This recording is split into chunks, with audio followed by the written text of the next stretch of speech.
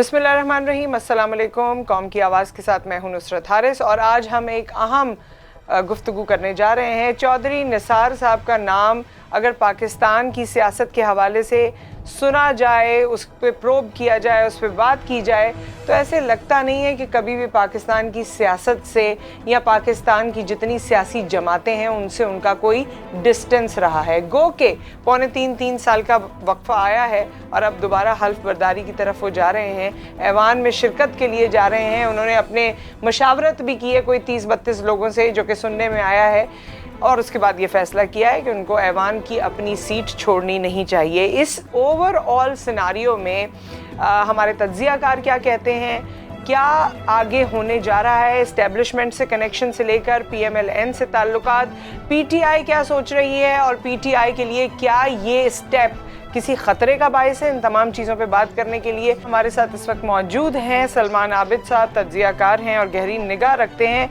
खुसूसी तौर पे जब हम पाकिस्तान की पॉलिटिक्स या पंजाब पॉलिटिक्स पे बात करते हैं। अस्सलाम वालेकुम। जी वालेकुम सलाम नुसरत, कैसे हैं आप? ठीक ठाक हैं?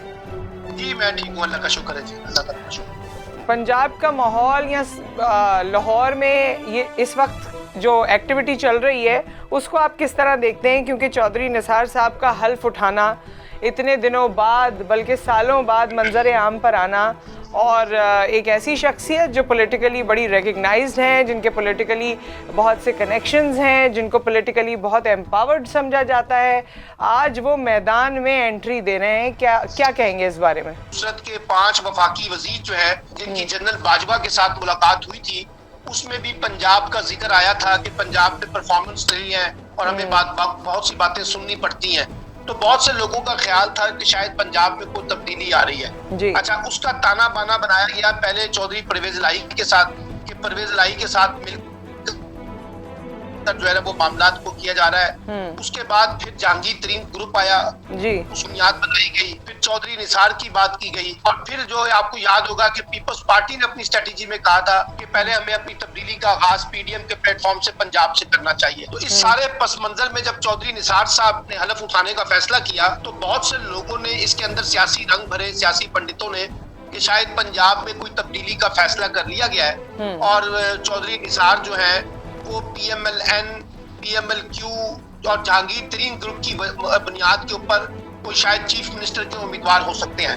लेकिन अभी तक जो मेरी इंफॉर्मेशन और मेरा एनालिसिस है कि जहांगीर तरीन बुनियादी तौर पे एक इंतजामी मसले की बुनियाद पे हलफ उठा रहे हैं, क्योंकि अगर वो ये हलफ नहीं उठाएंगे तो आने वाले ऑर्डिनेंस के तहत ये सीट कर दी जाएगी जी। और फिर जब वहाँ बाई इलेक्शन होगा तो फिर जहांगीर अपना चौधरी निसार वहाँ इलेक्शन क्यों लड़ेंगे, क्योंकि उन्होंने तो वहाँ पे हलफ ही नहीं उठाया था। तो ये सीट खाली हो जानी थी और ये सीट फिर मुखालफों के पास जा सकती थी, चाहे वो PMLN होते चाहे वो PTI होती। इससे बचने के लिए कि उन्होंने कहा कि 2023 तक मैं ये अपनी सीट सिक्योर करूं, इस बुनियाद के ऊपर वो हलफ उठाने आ रहे हैं, पहली बात। दूसरी बात यह है कि आप ये भी जानती हैं कि चौधरी निसार और शहबाज शरीफ के मामलात बहुत शानदार हैं और हमेशा से उन दोनों के ताल्लुकात को मिसाली ताल्लुकात कहा जाता है जी। लेकिन चौधरी निसार की जो मुस्लिम लीग नून से अलहदगी बनी हुई थी, उसकी बड़ी वजह जो है वो मरियम नवाज और नवाज शरीफ थे। बिल्कुल। अब क्योंकि शहबाज शरीफ ये कोशिश कर रहे हैं कि वो लीड करें सारे मंजरनामे को जी। अच्छा, अगर मिसाल के तौर पे शहबाज शरीफ लीड करते हैं और मरियम नवाज पसे पुश्त हो जाती हैं, पीछे चली जाती हैं और मंजरनामे में शहबाज शरीफ की हैसियत एक बड़े लीडर की बन जाएगी, तब तो आप चौधरी निसार का कोई रोल देख सकेंगी पॉलिटिक्स के अंदर। सही। और शहबाज शरीफ चाहते ये है कि चौधरी निसार सामने आए और आके एक ब्रिज का किरदार अदा करें एस्टैब्लिशमेंट के दरमियान और शरीफ खानदान के दरमियान या मुस्लिम लीग नून के दरमियान, ताकि 2023 का जो इलेक्शन है ना, उसमें उनको एस्टैब्लिशमेंट की तरफ से एक स्पेस मिल सके, ये परसेप्शन तोड़ा जा सके कि एस्टैब्लिशमेंट उनको आने से रोकेगी। इसलिए चौधरी निसार स्वयं वो आगे जाकर एक ट्रम्प का पत्ता साबित हो सकते हैं, लेकिन उसके लिए पहले मरियम नवाज को पीछे होना पड़ेगा, क्योंकि मरियम नवाज। लेकिन चौधरी निसार साहब के ताल्लुकात जी, चौधरी निसार साहब के ताल्लुकात शरीफ खानदान से इतने पुराने हैं कि कहा यह जाता है कि नाराजगी हो सकती है, लेकिन ऐसा नहीं है कि दोस्ती कभी हो ही नहीं सकती। और जो मफाद सामने आ रहा है और जिस तरह का लाया अमल सोचा जा रहा है कि इस्टेब्लिशमेंट के साथ कनेक्शंस, और बहरहाल उनकी अपनी एक बड़ी अहम और बावजन एक शख्सियत है, एक पोजीशन है, तो इसमें शायद उनका झुकाव या उनके टर्म्स PML PLN के साथ बेहतर होते हुए दिखाई दें आगे, इसके बारे में भी बताइए और इसको इससे भी कनेक्ट कीजिए कि मौजूदा हुकूमत, हमारी फेडरल हुकूमत को क्या इस तमाम मामले से जो होने जा रहा है उन पर क्या बीतने वाली है। देखिए, पहली बात तो यह है कि आपने ठीक कहा कि चौधरी निसार एक वाइटल रोल प्ले कर सकते हैं अगर उनको फ्री हैंड दिया जाए। और मुस्लिम लीग नून का वो नैरेटिव जो टकराव का नैरेटिव था, इदारों पे तनकीद का नैरेटिव था, एस्टैब्लिशमेंट के खिलाफ था, उससे अगर मुस्लिम लीग नून विड्रॉ करती है और शहबाज शरीफ सारे मामलात को लीड करते हैं तो फिर चौधरी परवेज लाई चौधरी निसार एक रोल प्ले कर सकेंगे मुस्लिम लीग नून के लिए। वो मरियम नवाज के लिए कोई बड़ा रोल प्ले नहीं करना चाहते।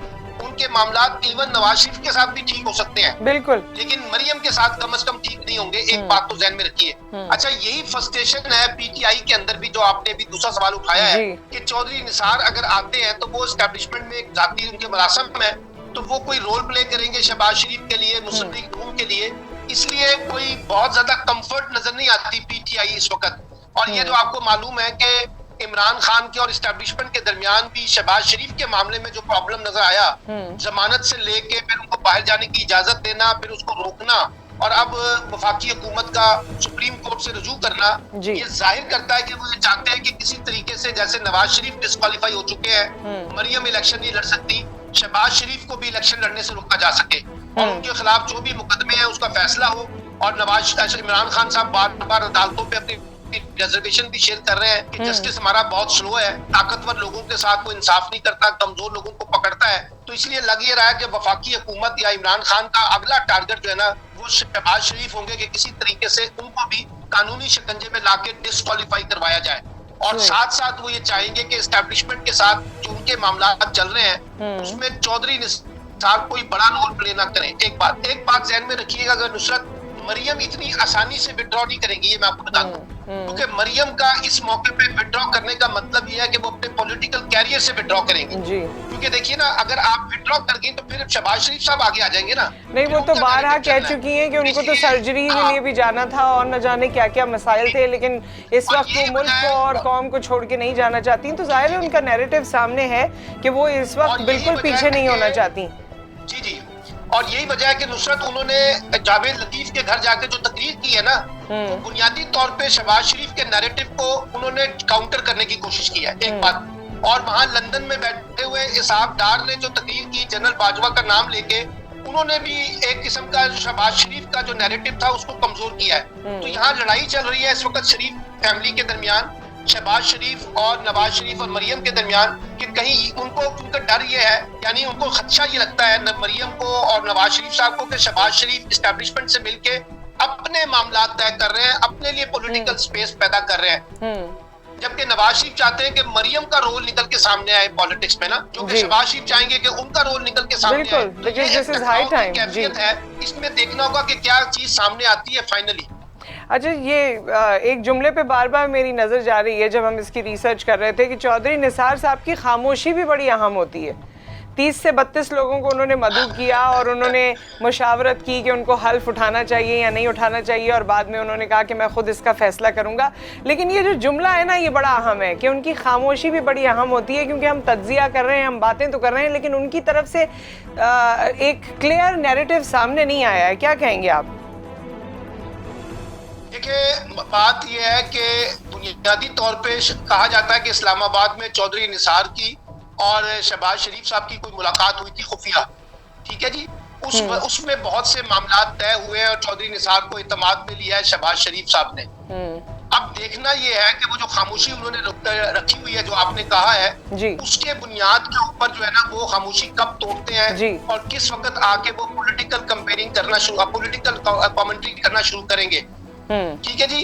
और अभी खबर आ गई है, ब्रेक हुई है कि चौधरी निसार साहब जो है वो हलफ नहीं ले सके हैं, क्योंकि स्पीकर जो है वो इस वक्त जो राजनपुर से डिप्टी स्पीकर है वो इस वक्त है नहीं, और चौधरी परवेज लाई जो है वो कायम मुकाम गवर्नर है। तो शायद ये इस सेशन के अंदर अपना चौधरी निसार साहब हलफ ना ले सके।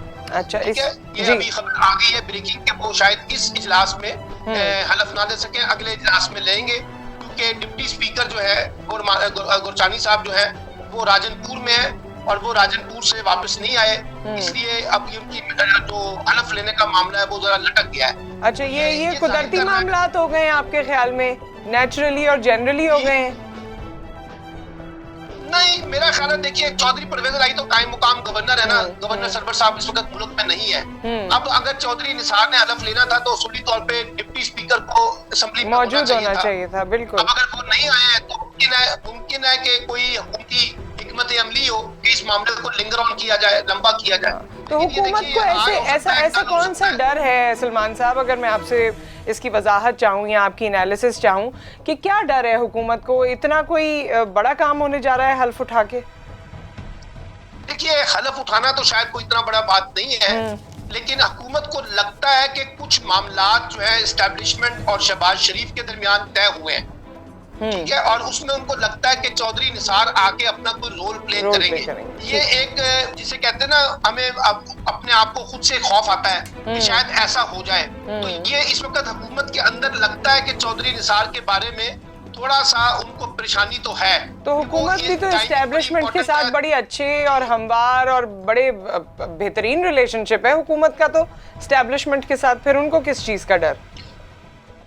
देखिए ना, एक फर्क है। एस्टेब्लिशमेंट जो है वो शहबाज शरीफ के मामले में कुछ और तरीके से बिहेव करना चाहती है, इमरान खान साहब किसी और तरीके से बिहेव करना चाहते हैं, फर्क तो है। और ये भी ध्यान में रखिए कि चौधरी निसार के इमरान खान के साथ भी मामला खराब नहीं है, तो इमरान खान के साथ भी बहुत कंफर्ट है। इसलिए अगर उनकी बात देखिए ना, 2023 में चौधरी निसार ने किसी ना किसी जमात में तो इलेक्शन लड़ना है जी। अगर वो PMLN में इलेक्शन नहीं लड़ेंगे तो फिर उनके पास दूसरी चॉइस तो PTI है ना जी। इसलिए अगर मरियम ने शहबाज शरीफ का मामला सबूताज कर दिया और शहबाज शरीफ को स्पेस ना मिल सकी और मरियम आगे लीड करती हुई नजर आएंगी, तो फिर चौधरी निसार मुस्लिम लीग रूम में तो नहीं जाएंगे, फिर वो पीपल्स पार्टी PTI का हिस्सा बन सकते हैं आगे जाकर। इसलिए अभी ये सारा मामला चलेगा और लगता ये है कि ये डिपेंड करता है कि मरियम और नवाज शरीफ जो है वो कितनी आजादाना बुनियादों पर शहबाज शरीफ को स्पेस देते हैं और उनके ऊपर हाथ रखते हैं कि वो खुद से फैसले करके सियासत करें। बहुत शुक्रिया सलमान साहब आपके वक्त का और इस तमाम इंफॉर्मेशन का। आई होप कि आगे जो हमें नजर आए, जो रिजल्ट हमारे सामने आए, वो मुल्क को कौम की बेहतरी के लिए आए। थैंक यू जी, थैंक यू वेरी मच, बहुत बहुत शुक्रिया। चौधरी निसार साहब की हल्फ बर्दारी जो मुतवक्को थी वो पोस्टपोन हो गई है और उसका रीज़न भी आपको पिछली गुफ्तगू में पता चल गया है। अब हमारे साथ मौजूद हैं करम इलाही गोंदल साहब, ब्यूरो चीफ हैं अब तक न्यूज़ के, और आगे का क्या सिनारियो वो देख रहे हैं, इस वक्त की सूरत हाल क्या बन गई है, इस पर हम उनसे बात करेंगे। आपको खुशामदीद कहते हैं, अस्सलाम वालेकुम। वालेकुम अस्सलाम जी, बहुत शुक्रिया कि आपने मुझे मौका दिया। जी करम साहब, अब आप हमारे नाजरीन को बताइए कि ये मामला जो पोस्टपोनमेंट वाला है, ये पहले से ऐसा कुछ महसूस तो हो रहा था कि हुकूमत की तरफ से कोई हिकमत अमली हो सकती है, कोई ऐसा स्पीड ब्रेकर आ सकता है इस प्रोसेस में? फाइनली स्पीड ब्रेकर आ गया है, फाइनली पोस्टपोनमेंट हो गई है, क्या कहेंगे?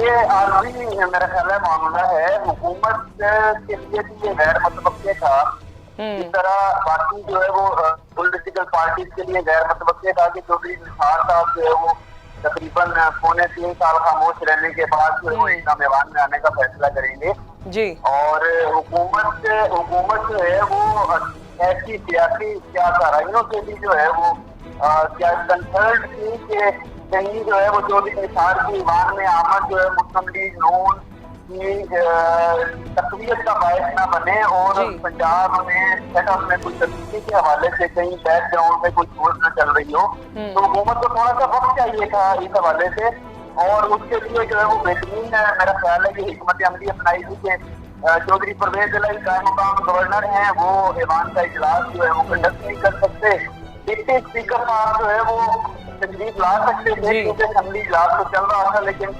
वो भी निजी मसरूफियात के बायस जो है वो ईमान में नहीं पहुंच सके। हालांकि ये इजलास जो मौजूदा है पंजाब असेंबली का, ये हुकूमत ने खुद बुलाया हुआ है और इन्हें अपने एजेंडा जो है वो मुकम्मल करना था, लेकिन शायद चौधरी साहब इन्हीं वजह से डिप्टी स्पीकर से नहीं आए कि कुछ दिन मजीद मिल जाए और हुकूमत जो है वो अपनी नसबंदी कर ले कि अगर चौधरी साहब जो है वो ईमान में आने के बाद कोई सियासी एंडीवर करते हैं तो उसका मुकाबला कैसे करना है। लेकिन क्या अब उनको रोका जा सकता है? इस तरह पोस्टपोन तो किया जा सकता है थोड़ी हिकमत अमली कि जी आज आपने रोक दिया, कल रोक दिया, एक हफ्ते बाद रोक दिया, मगर ये कितने दिन चल सकता है?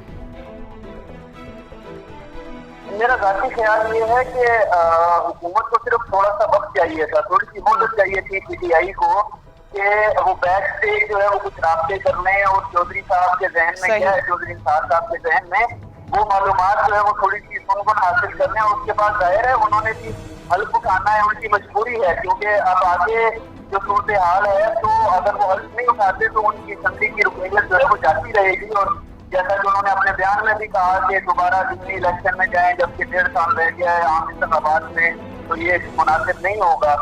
तो उनकी भी मजबूरी है जो उन्हें अब ईमान में हमें अपनी सीट बचानी है। हुकूमत की मजबूरी ये है कि वो उन्हें ज्यादा देर तक तो नहीं रोक सकते हल्फबर्दारी उनकी, लेकिन थोड़ा सा वक्त चाहिए था, थोड़ी सी मोहलत चाहिए कि वो जो है मालूमात जरा हासिल कर लें, सुनगुन ले लें कि चौधरी साहब से कोई और अजायम तो नहीं है पंजाब के हवाले से, सिर्फ जो वो अपनी रुकनीयत बचाने के लिए आ रहे हैं या कुछ अजायम लेकर आ रहे हैं। अच्छा, पीटीआई और पीएमएल-एन से हटकर मैं आपसे सवाल करना चाहती हूँ कि चौधरी निसार साहब की ऐवान में वापसी पाकिस्तान हुकूमत के लिए, पाकिस्तान पॉलिटिक्स के लिए या मुल्क व कौम के लिए किसी नवीद का बाइस होगी या ऐसे ही जैसे कोई भी एमपी हल्फ उठाता है वैसा ही होगा? कुछ चेंज, कुछ बेहतरी, कुछ तब्दीली, कुछ मुतवक्को है? मैं नहीं समझता कि उनके अब ईवान में आने से कोई बेहतरी आएगी या कोई तब्दीली आएगी, क्योंकि उन्होंने अपना जो है वो बहुत सारा वक्त गवा दिया। चौधरी निसार साहब अगर जब इंतखाबात हुए थे उस वक्त ईवान में आते तो सूरत हाल मुख्तलिफ होती। अब वो बहुत सा वक्त गवा चुके हैं और जो लोग ये समझते हैं, ये मेरी जाती राय है कि जो लोग ये समझते हैं कि आप वो पीटीआई को या उसकी हुकूमत को नुकसान पहुंचा सकते हैं, तो वो 2.5 साल से कोशिश कर रहे हैं, हर तरह की कोशिश की गई है। और अब तो मेरा ख्याल है कि सब जो है वो अपने आम इंतखाबात के लिए अपनी तैयारियां अब करेंगी तमाम जमातें, बजाय इसके पीटीआई हुकूमत के लिए तो मसला बनाए। थैंक यू करम इलाही साहब, आपके वक्त का और इस तमाम इन्फॉर्मेशन का। जाहिर है इस वक्त जो सूरत हाल है वो आपके सामने रखी गई है। अब बारहा इस पे बात हो चुकी है। मेरे ख्याल में जाते जाते मैं सिर्फ इतना कहना चाहूँगी कि अल्लाह करे कि जो हो वो पाकिस्तान की बेहतरी के लिए हो, और क्योंकि हम कौम की आवाज़ हैं, हम आवाम की आवाज़ हैं, तो हम चाहते हैं कि कौम की आवाज़ों को भी सुना जाए। चाहे ऐवान में कोई हल्फ बर्दारी कर रहा है या ऐवान से कोई निकल कर कोई और रिस्पॉन्सिबिलिटी संभाल रहा है, लेकिन कौम वहीं की वहीं है।